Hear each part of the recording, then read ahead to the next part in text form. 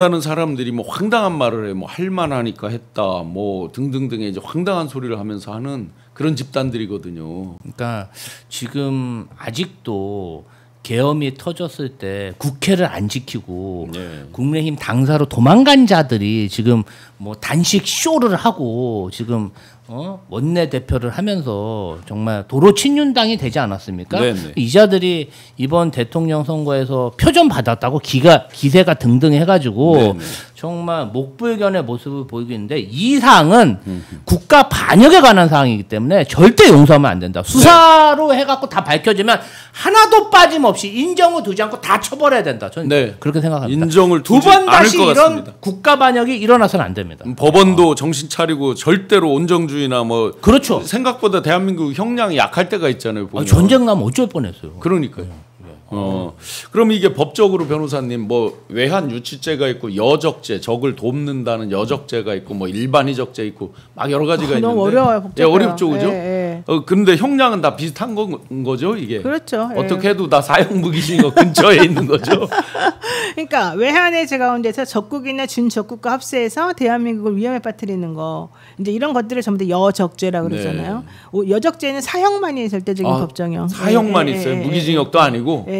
그러면 이건 여적죄 맞는데 적국을 이렇게. 근데 현실적으로 저는 이게 중요한 게 지금 이런 생각을 아무렇지도 않게 하고서 대한민국 그 위험에 빠뜨려 놨다는 게 정말 저는 끔찍한 일인 것 같아요. 근데 이 사람은 그렇게 무식한가? 전혀 그런 생각이 없을까? 갑자기 또 생각났어요. 알잖아요, 그 사람. 이거 알죠. 어때요? 진짜 그래요. 뭐 여러 말이 필요 없어요. 진짜 그래요. 근데 갑자기 생각났는데 우리 눈에 안 보이는 것도 보냈다는 썰도 많이 그때 당시 돌았거든요. 눈에 안 보이는 거 뭐예요? 가스 같은 거? 눈에 안 보이려면 이제 밑에 있는 거. 아, 진짜요? 그런 썰 물론 뭐 확인이 안 되니까 그 부분은 또 보나마나 이제 실제 그런 일이 있다 해도 거짓으로 말을 하겠죠. 그래요. 근데 아마 그거에 이 종사했던 복무했던 분들은 나중에라도 그런 일이 있다면 그거 미리 지금 알려야지. 나중이 아니라 나오겠죠. 나는 사람들이 왜 그런지 모르겠어요. 근데 정치를 하면 그렇게 되나요? 윤이 이제 정치 뭐 근데 윤은 사실은 검사할 때도 평생 정치한 거랑 마찬가지잖아요. 그렇죠. 너무 정치를 잘한다라고 착각을 많이 하더라고요. 보면. 저는 그 심우정 검찰총장의 직무유기도 그 중요한 부분인데 따로 특검을 하든지 해서 밝혀내야 되는 게 사실 윤석열 내란숙의 피의자가 탄핵을 당하고 4월 달에 당했죠. 네네. 4월, 5월, 6월 선거법 공소시한이 거의 다 지난 것 같습니다. 이제 대선 4개월이니까 이제 한 달도 안 남았네요. 거의. 지금 신영환 교수님이 그 정말 어렵게 용기를 내서 그 폭로한 그 내용들 예화랑도 그렇고 제대로 수사가 지금 되고 있습니까? 뒤처리를 모르겠어요. 어떻게 되는지. 아니 지금 뭔가 나와야 되는데 압수수색을 하는 진짜 이 심우정 이자 이거 어떡합니까 이거? 저는 지금 검찰이 사실은 요즘에 갑자기 뭔가 일을 열심히 하는 것처럼 하면서 자기네가 건드리려고 하는 게 그 마약 그다음에 백혜련 경장의 뭐 밀수 요런 쪽 일이에요. 그거는 이제 하면은 하는 대로 뭔가 좀 티가 난다고 생각하겠죠. 또 세간에서 워낙 이제 관심이 있으니까. 근데 그거보다 난 더 중요한 게 만약에 검찰이 정말로 할 의지가 있고 우리들에게 자기네들이 그동안 잘못했던 거를 용서받으려면 시효가 먼저 완성되는 거를 빨리 처리해줘야 돼요. 네네. 지금 특검이 할 수 없는 거. 특검은 지금 시효 때문에 미리 이게 완벽하게 준비되지 않는 이상은 사실은 기소하기가 어렵잖아요. 그렇죠. 왜냐하면 유죄를 만들어야 되는데 유죄하기 위한 증거를 확보했는지 모르니까. 그런데 실제 지금 아까 말한 공직선거법 위반에서 김지호 대변인이 말한 것 같은 게 8월 3일이 그 시효가 만료되는 날이에요. 그래서 뭐 예화랑 거기도 마찬가지고 그다음에 우리 그 장모는 뭐 남에게 손해를 봤을지언정 손해 끼친 적은 없다. 우리 와이프는 골드만삭스 뭐 누군가한테 맡겨놨다가 4개월 동안에 뭐 손해만 보고 끝냈다. 이거 다 거짓말이잖아요. 네네. 이런 것들은 충분히 충분히 유죄가 나오는 거고 충분히 다 저는 확인이 된 거라고 보기 예화랑 때문에 같은 경우는 지금 현재 스코어가 어떻게 되냐면 민주당 의원님들이 1월달에 가서 이제 현장에서 검증도 확인했잖아요. 그 뒤로 건물 자체를 아예 부쉈어요. 뭐 새로 만든 아름다운 무슨 건축 상도 받은 건물을 그냥 완전히 부숴서 그냥 저거가 돼버렸어요. 없어요. 그러니까 건물이. 증거 보정 같은 거를 원래 그 전에 이제 해놨을 테니까 그걸 중심으로 해서 그리고 증인이잖아요 본인이. 그런데 이제 다 부수니까 뭐 현장 검증이나 예를 들어 사진 이런 게 이제 별로 의미가 없을 가능성도 있어요. 아니 이제 그래도 그 당시에 모여 있었던 사람들이나 거기서 무슨 일이 있었다라고 하는 거 또 그다음에 구글 타임라인 같은 거 확인해 보면 거기서 모여가지고 했던 게 나오니까 그렇게까지 걱정 안 하셔도 되고 내가 말하고 싶은 거는 8월 3일에 공소시효 완성되는 날이니까 최소한 7월 말까지는 이걸 기소를 해야 된다는 거예요. 특검이 해줄 수가 없단 말이에요. 특검이 물론 할 수 있겠지만 하면 부실해진단 말이에요. 그러니까 지금 빨리 검찰이 우리들한테 나 미안합니다라고 하고 싶다면 내지는 뭔가 자기네가 일을 하는 척이라도 보여주고 싶다면 아직 시효가 많이 남은 마약, 밀수 이런 거 놔두고 그건 좀 이따 해도 되잖아요.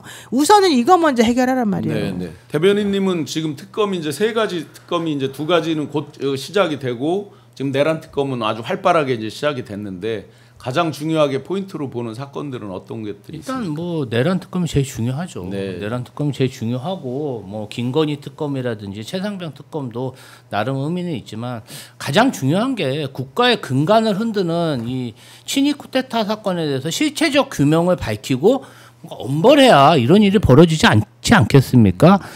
제가 지금 검찰이 이번 어떤 내란 특검을 주시하고 있다고 생각해요. 네네. 최근에 권순정, 이종혁 현직 검사장들이 고검장이죠. 권순정. 권순정 네네. 고검장, 대구고검장, 이종혁 광주지검장이 검찰 내부망하고 기자 오찬 간담회에서 정말 망언을 했습니다. 윤의 최측근이죠. 권순정 씨가 아마 대변인인가를 했을 건데요. 이 사람들이 지금 무슨 얘기를 하냐면은 더불어민주당과 이재명 정부의 수사 기소 분리 정책에 대해서 정면으로 비판했어요. 아니 이 사람들이 정치인도 아니고 그렇죠. 고위 공직자가 아니 정책을 추진하고 그것으로 인해서 공약으로 당선된 그 정당과 대통령에게 정면으로 도전하는 발언들을 정당한 입법 행위를 아니 그냥 저는 이 사람들이 무슨 국민의힘 국회의원인 줄 알았어 처음에. 뭐 국회의원들은 또 그런 자기의 정치적 소신들을 얘기했는데 현직 고위공직자가 이따위 얘기를 하고 다니는데 그럼 저 사람들이 윤석열이 내란할 때 한마디라도 한 게 있습니까?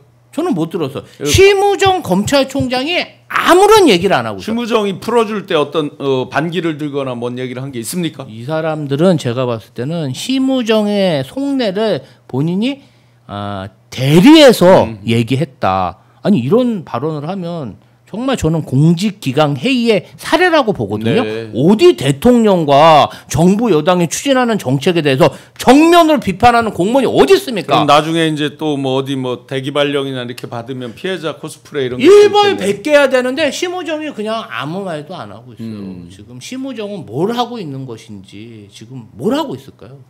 심우정 씨는 어떻게 해야 돼요, 변호사님? 어떻게 해야 됩니까, 이제? 아니 나는 심우정에 대해서 뭐 아직 기간이 임기 남아있으니까 뭐 어쩔 수 없지 않니 이런 말하는 사람 제일 이상한 게 심우정은 현행범으로 사실은 체포를 해줘야 됩니다. 내란죄 공범이기도 하지 않습니까? 쓸 이유가 없죠. 네. 그리고 구속 취소와 관련해 가지고 분명히 우리가 이해하지 못하는 행동을 하면서 내란 수계를 도와준 것이잖아요. 그러면은 그에 상응하는 그 범죄 혐의를 수사를 정확히 해서 기소를 해야죠. 그러면 기소되는 순간 그 사람의 직무는 정지가 되는 것이고, 그다음에 이제 물론 확정 판결 받을 때까지는 그 사람이 아직 그 검찰총장 자리는 남아 있겠지만 그 밑에 있는 검찰총장 직무대리가 일을 하면서 심우정이라는 사람이 더 이상 여기에 관여하지 못하도록 해야 되는 거 아니겠습니까? 그리고 빨리 처리를 해줘야 되겠죠. 근데 왜 안 하는지, 그리고 내지는 이 사람에 대해서 탄핵을 하면 돼요.